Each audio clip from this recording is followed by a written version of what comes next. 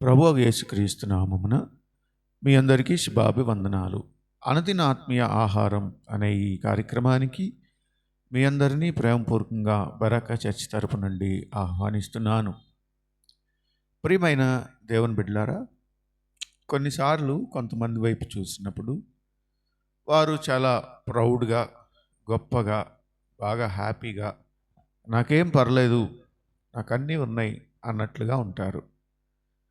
దాన్ని మనం చూసినప్పుడు వీళ్ళకి ఏమి ఇబ్బంది లేదు, అంతా బాగుంది అనుకుంటాం.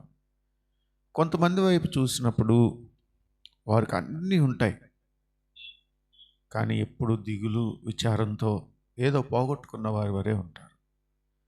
కొంతమంది వైపు చూసినప్పుడు వారికి విస్తారమైనటువంటి ధనం ఉంటుంది, విస్తారమైనటువంటి పేరు ఉంటుంది, కానీ వారికి మనశ్శాంతి ఉండదు.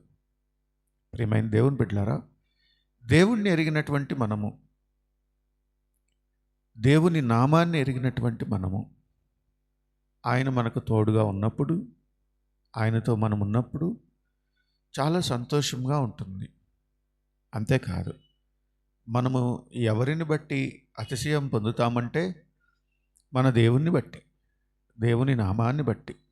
ఏ పరిస్థితి వచ్చినా నాకు దేవుడున్నాడు, నాతో దేవుడు తోడుగా ఉన్నాడు, నా దేవుడు నన్ను చూస్తున్నాడు, నా దేవుడు నన్ను కాపాడుతున్నాడు అనేటువంటి ఒక గొప్ప నిరీక్షణ, ధైర్యం అనుకుంటుంది. చూద్దాం, బైబిల్లో కీర్తనల గ్రంథం 20వ అధ్యాయం 7వ వచనం. కొందరు రథములను బట్టి, కొందరు గుర్రములను బట్టి అతిశయపడుదురు, మనమైతే మన దేవుడైన యెహోవా నామమును బట్టి అతిశయపడదుము. అవునండి, మనకున్నటువంటిది ఏ పరిస్థితిలో అయినా ఆయన నామము మనము ఉచ్చరించగానే సమస్త పరిస్థితులు చక్కబడతాయి. అనారోగ్య పరిస్థితులు పోయి దేవుడు తన నామమందు స్వస్థపరుస్తాడు. మనము భయం పొందినప్పుడు, దిగులు పొందినప్పుడు, విచారం పొందినప్పుడు ఆయన నామమును ఉచ్చరించి ఆయనను స్తుతించి ప్రార్థన చేసినప్పుడు వెంటనే ఆ పరిస్థితుల్లో నుండి జయం దేవుడు మనకు దయచేస్తాడు. ప్రియమైన దేవుని బిడ్డలారా, ఒక్కొక్కసారి మనం కొన్ని ఇంటర్వ్యూలకు వెళ్తాం. చాలామంది చాలా రికమెండేషన్ లెటర్లు తెచ్చుకుంటారు, ఎవరెవరితోనో చెప్పించుకుంటారు. కానీ మనమైతే ఏ రికమెండేషన్ ఉండదు, దేవుడే మన రికమెండేషన్. నేను కొన్నిసార్లు ఇంటర్వ్యూకి అటెండ్ అయినప్పుడు వాళ్ళ ముఖంలో తేజస్సు, వాళ్ళ హడావుడి, వాళ్ళ రికమెండేషన్, నాకు వాళ్ళు తెలుసు, వీళ్ళు తెలుసు అని చెప్పి వెళ్తారు. కానీ దేవుని కృపను బట్టి, దేవుని అత్యంత సంకల్పములను బట్టి ఆ ఇంటర్వ్యూలో దేవుడు నాకు జయమిచ్చాడు. ప్రియమైన దేవుని బిడ్డలారా, దేవుడు మనకు తోడుగా ఉన్నాడు. మనము దేన్ని గురించి అతిశయపడాల్సిన అవసరం లేదు, మన దేవుని నామాన్ని బట్టి అతిశయపడాలి. ఒకసారి నేను ఢిల్లీలో 2011 CSIR ఇంటర్వ్యూకి వెళ్ళాను, సీనియర్ రీసెర్చ్ ఫెలోగా. అప్పటికే నాకు RGNF అని ఉంటుంది, రాజీవ్ గాంధీ నేషనల్ ఫెలోషిప్. 2 సార్లు అప్లై చేశాను, నాకు రాలేదు. ఇక ఆ టైంలో ఇక నాకు వేరే సోర్స్ ఏమి లేదు. బాధపడుతున్నాను, భయపడుతున్నాను.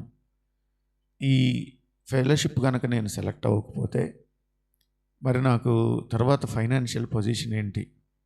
వివాహం అయింది, భార్య ప్రెగ్నెంట్గా ఉంది, డబ్బులు వచ్చే మార్గం కనపడలా. ఉద్యోగం మానేసి PhD చేస్తూ ఉన్నాను ఫుల్ టైం. గమనించండి, ఆ టైంలో నేను ఒక ప్రార్థన చేసుకున్నాను. ప్రభువా, నీవే నాకు దిక్కు, ఇంకా నాకు ఎలాంటి సోర్స్ లేదయ్యా, ఈ సమయంలో నీవే నాకు సహాయం చేయి అని చెప్పి ప్రార్థన చేశాను. వేదనతో, దిగులుతో, కన్నీటితో ప్రార్థన చేశాను. దేవుని అత్యంత మహాకృపను బట్టి ఇంటర్వ్యూ అయిపోయిన వెంటనే, దేవుని అత్యంత కృపను బట్టి ఇంటర్వ్యూ అయిపోయిన వెంటనే నాకు నిశ్చయత వచ్చింది. ఖచ్చితంగా సెలెక్ట్ అవుతాను అనేటువంటి నమ్మకం వచ్చింది. నిజంగానే CSIR ఇంటర్వ్యూలో దేవుని కృపను బట్టి నాకు దేవుడు నన్ను సెలెక్ట్ చేశాడు. ఆయన నామమును ఉచ్చరించి ఆయన మీద ఆధారపడి సంపూర్ణమైనటువంటి విశ్వాసంతో మనం ప్రార్థన చేస్తే దేవుడు మనకు తోడుగా ఉంటాడు.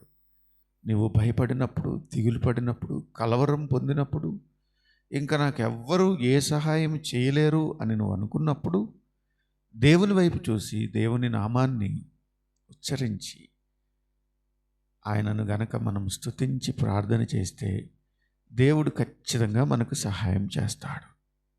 అందుకనే కొందరు రథములను బట్టి, గుర్రములను బట్టి, అంటే వారి ఆస్తిపాస్తులు బట్టి, వారి పలుకుబడి బట్టి, వారి బ్యాంక్ బ్యాలెన్స్ని బట్టి, వారికి సొసైటీలో ఉన్నటువంటి స్టేటస్ని బట్టి వారు అతిశయపడొచ్చేమో.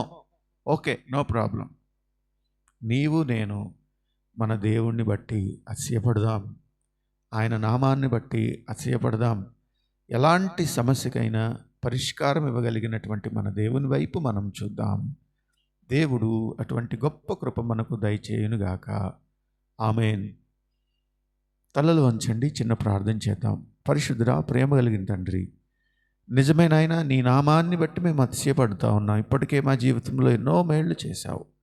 కొందరైతే గుర్రములు బట్టి, రథములను బట్టి, వారికి ఉన్నటువంటి ఆస్తి సంపదలు, పలుకుబడు సమస్తాన్ని బట్టి అతిశయపడొచ్చేమో. మేమైతే నీ వైపు చూస్తూ ఉన్నాం. నీవే మాకు ఎప్పుడు ఏది కావాలో, ఏ పరిస్థితిలో నుండి మమ్మల్ని బయటికి తీసుకురావాలో నీకు తెలిసిన ఆయన. నీకే స్తుతి, ఘనత, మహిమ చెల్లిస్తూ యేసయ్య పరిశుద్ధ నామమున ప్రార్థన చేసి వేడుకొంచున్నాం తండ్రి. ఆమేన్. ఇప్పుడు మన తండ్రి అయిన దేవుని ప్రేమ, కుమారుని యొక్క సహవాసము, పరిశుద్ధాత్మ తోడు సదాకాలం మనకు తోడుగా ఉండి నడిపించి సహాయం చేయునుగాక. ఆమేన్. ప్రియమైన దేవుని బిడ్డలారా, ఈ వాక్యం మీకు నచ్చినట్లయితే మా ఛానల్ను సబ్స్క్రైబ్ చేయండి, మీ ఫ్రెండ్స్ అందరికీ షేర్ చేయండి. అంతేకాదు, మీ ప్రార్థన అవసరతలు మాకు తెలియచేయండి. దేవుడు మిమ్మల్ని దీవించునుగాక. ఆమేన్.